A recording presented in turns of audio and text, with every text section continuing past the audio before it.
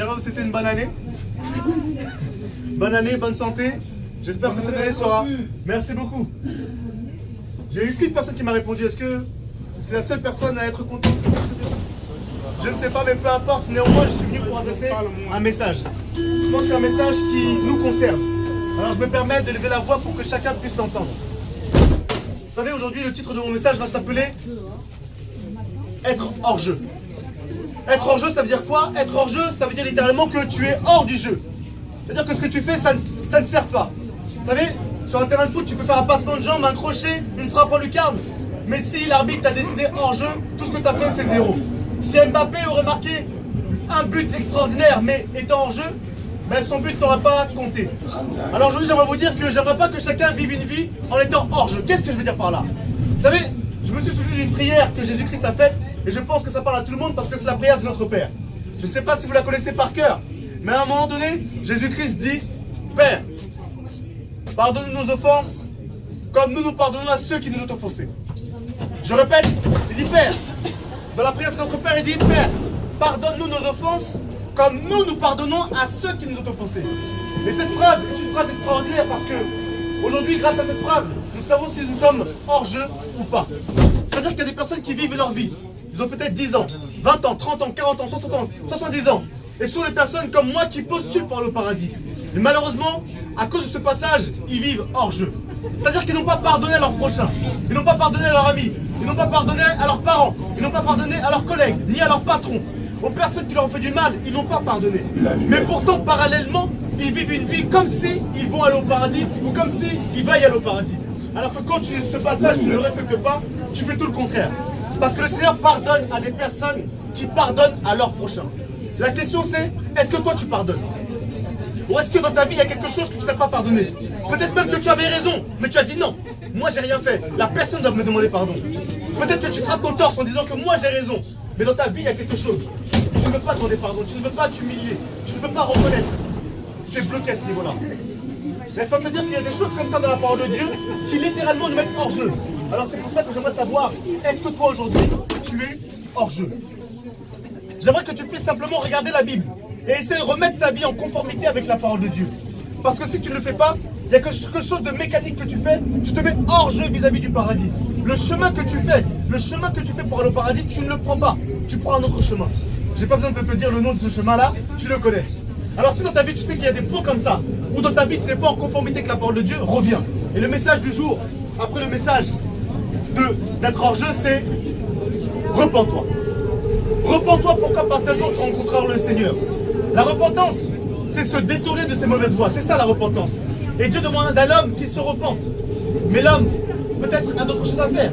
L'homme, peut-être, ne trouve pas bon de se repentir. Pourquoi? J'ai réfléchi parce que toute cette journée, depuis 17h30, je demande aux gens, repentez-vous. Je montre ce message, repens-toi. Et il y a beaucoup de personnes qui me regardent, ils regardent ce message, il faut ça, non, je veux pas. Ils regardent, repens-toi, et disent, je veux pas. On va faire un test. Voilà quelqu'un de sage. Je ne sais pas s'il va se repentir, mais au moins il a pris. Mais il y a des personnes qui tu leur donnes le message de se repentir. On dirait que tu leur as mis des excréments dans la bouche. Ils sont énervés. Je ne sais pas pourquoi. Est-ce que la conscience est tellement dérangée? Laisse-moi te dire que la repentance, c'est dans ton intérêt. Car si tu te détournes de tes mauvaises voies, Dieu apprécie ça et maintenant Dieu peut t'accueillir. Parce que Dieu, il y a quelqu'un qui a dit ceci, Dieu ne sépare pas deux amis. Si tu es ami avec l'adultère, si tu es ami avec le vol, si tu es ami avec, on va parler français, la pornographie, de toutes ces choses, Dieu ne va pas te séparer parce qu'il dit que tu veux être dedans. Mais si tu veux t'en libérer, Dieu est prêt à t'accepter, à te libérer de ces choses. Ces choses qui font la guerre à ton âme. Et il y a un chemin que Dieu te demande de prendre, parce que c'est ce chemin, le chemin de la délivrance, c'est Jésus-Christ. Jésus-Christ est spécial pour toi parce qu'il est mort à la croix pour tes péchés. Jésus-Christ est si spécial parce que grâce à lui, tu peux obtenir le pardon de tes péchés. La Bible déclare que Dieu a tant aimé le monde. Il nous a tant aimé qu'il a donné ce qu'il avait de plus cher. Il a donné son Fils unique, Jésus-Christ, afin que quiconque croit en lui ne périsse point, mais qu'il ait la vie éternelle. Jésus-Christ est mort pour toi parce qu'il t'aime. Reconnais qu'une personne est morte pour toi parce qu'il t'a aimé. Jésus-Christ est mort à cause de toi, il est mort à cause de moi. Il est mort à cause de nous, il est mort à cause de vous. Il n'était pas obligé, mais il a accepté de descendre sur la terre et de prendre ce fardeau, prendre le péché des hommes sur son dos. Mais gloire à Dieu, victoire. Il n'a commis aucun péché et c'est pour ça qu'il est ressuscité des morts. La Bible déclare que toute personne qui met sa foi en Jésus-Christ reçoit le pardon de ses péchés et la vie éternelle. C'est une bonne nouvelle qui se trouve dans la Bible. En acceptant Jésus-Christ, tu ne deviendras pas protestant, tu ne vas pas devenir évangélique, tu ne vas pas devenir catholique, tu vas devenir simplement un homme consciencieux qui a pris son destin en main et qui est revenu vers la croix, qui est revenu vers le Seigneur, qui a fléchi les genoux et qui a dit: Seigneur, je suis pécheur, j'ai besoin de ton pardon. Quand tu fais ça, il y a quelque chose d'extraordinaire qui se passe. Et ça, c'est une expérience que j'ai faite et je peux en témoigner. La réconciliation. La réconciliation entre l'homme et Dieu. C'est ce que Dieu veut. Dieu veut te reconquérir. Dieu veut te reconquérir. Dieu veut que tu te réconcilies avec lui. Mais il a besoin que tu passes par ces étapes-là. La repentance, la demande de pardon. Et Jésus-Christ, il t'aime. Et jusqu'à dans la ligne 9, Jésus vient t'interpeller par ce message de l'évangile. Par ce message, Jésus-Christ t'interpelle dans ta conscience et te dit: regarde ta vie, tu n'es pas juste. Je prendrai un des derniers exemples. Qui va en jugement pour ses bonnes actions? Qui a déjà comparé en jugement pour ses bonnes actions? Ça n'existe pas, c'est un principe qui est fou. Quand tu vas en jugement, tu comparais pour ce que tu as fait de mal. Et la Bible déclare que nous allons tous être jugés, tous. Blancs, noirs, chinois, arabes, verts, rouges, jaunes, tous jugés. La question c'est: qu'est-ce que Dieu va faire de ton âme ce jour-là? C'est ça la question. Qu'est-ce que Dieu va faire de toi? Aujourd'hui, nous avons des amis, on rigole. Dieu n'existe pas, il n'existe pas. On se moque, on rigole. C'est bien, mais ça passe pour un temps. Mais quand on rencontrera le Seigneur, Johnny Hallyday l'a rencontré, hein. Johnny Hallyday, 2018. Ses fans ne sont pas partis avec lui. Johnny Hallyday, les gens qui ont fait la chirurgie esthétique pour ressembler à Johnny, ils ne sont pas partis avec lui. Johnny Hallyday est seul. Il n'est pas parti avec son argent. Regardez, aujourd'hui, on se bat pour ses biens. Il est parti qu'avec une chose. Vous savez c'est quoi? Son âme. Son corps a pourri. On peut décreuser sa tombe, on verra. Peut-être qu'aujourd'hui c'est un squelette. Mais son âme est vive. Et c'est son âme qui est jugée devant Dieu. Et c'est ça qui doit être jugé devant Dieu.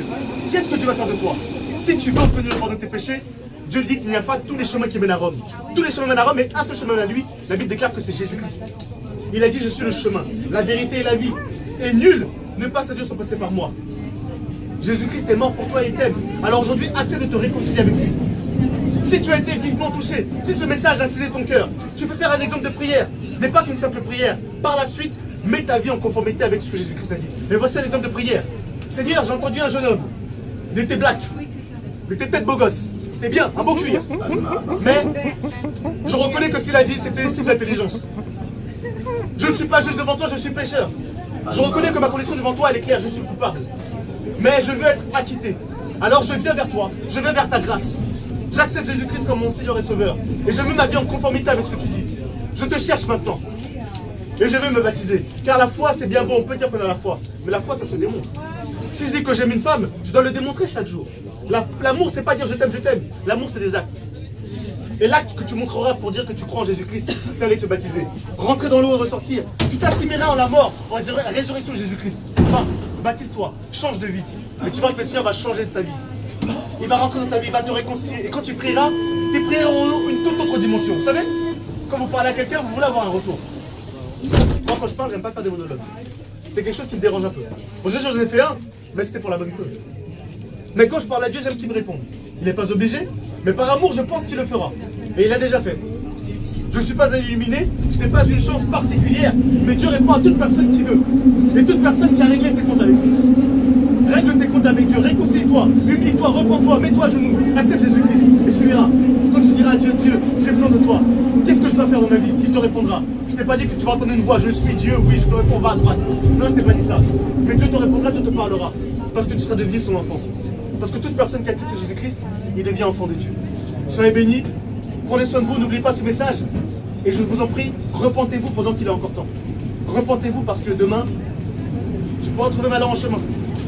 Bon courage à vous, soyez bénis. Repentez-toi, c'est le message du jour.